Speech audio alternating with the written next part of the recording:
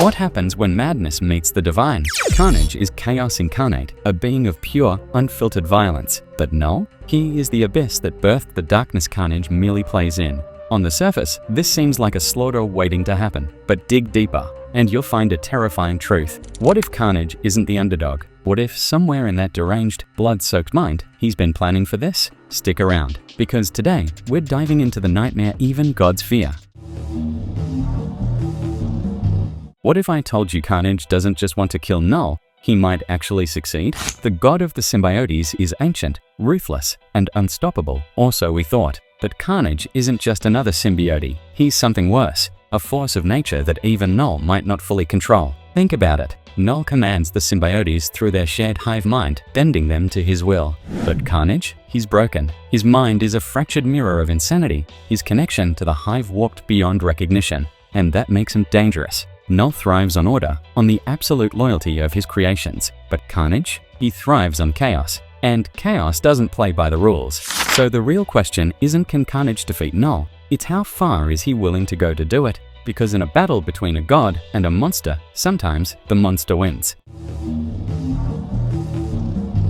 But let's break this down. How could a deranged psychopath like Cletus Kasady possibly stand against the literal creator of the symbiotes? First, consider their strengths. Knull is a primordial force, ancient, cunning, and wielding the power of a god. He reshaped planets, slaughtered celestials, and commanded an army of darkness. But Carnage? He's something different. He's not just strong, he's unpredictable. Knull's power comes from control, from the symbiotic bond that links all his creations. But Carnage has spent years twisting that bond, mutating beyond Knull's design. He's not just a symbiote, he's a virus, evolving past his own origins. And in the Marvel Universe, evolution has a funny way of toppling gods. Then there's the Grendel symbiote, Carnage's dragon form, a monstrous upgrade that pushed him closer to Knull's level. And let's not forget the times Carnage has already defied death, coming back stronger every time. Knull may have created the symbiotes, but Carnage? He reinvented them.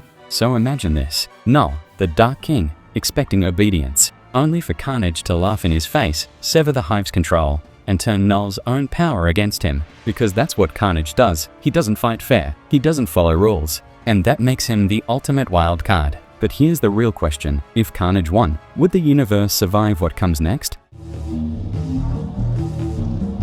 The terrifying truth is this. Carnage doesn't just want to kill Knull, he wants to become him. Think about it. Knull represents order, a dark god ruling over his creations with absolute authority. But Carnage? He's the living embodiment of entropy, a force of pure, unfiltered destruction that doesn't bow to anyone, not even his creator. We've seen this story before throughout Marvel's history, the creation surpassing its maker, the Phoenix Force corrupting its hosts, the symbiotes evolving beyond their original purpose. Carnage isn't just another villain, he's the inevitable mutation, the cosmic joke that even gods can't control. And here's the most chilling part, what if that's exactly what Knull fears? The King in Black commands legions, but Carnage answers to no one. Not reason, not loyalty, not even his own survival instinct. There's no bargaining with that kind of madness. So while Knull might wield the power of creation itself, Carnage holds something far more dangerous, the power of perfect, unrelenting chaos. And in the Marvel Universe, chaos has a funny way of winning. But ask yourself this, if Carnage did defeat Knull,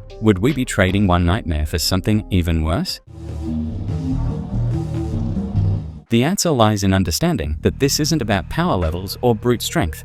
It's about something far more primal. Knull is order, Carnage is anarchy, and throughout history, anarchy has always been the virus that corrupts even the most perfect systems. Carnage has already proven he can evolve beyond Knull's control. He's died and come back stronger. He's absorbed powers that should have destroyed him. He's laughed in the face of gods and demons alike. That's not just strength, that's something far more dangerous, inevitability.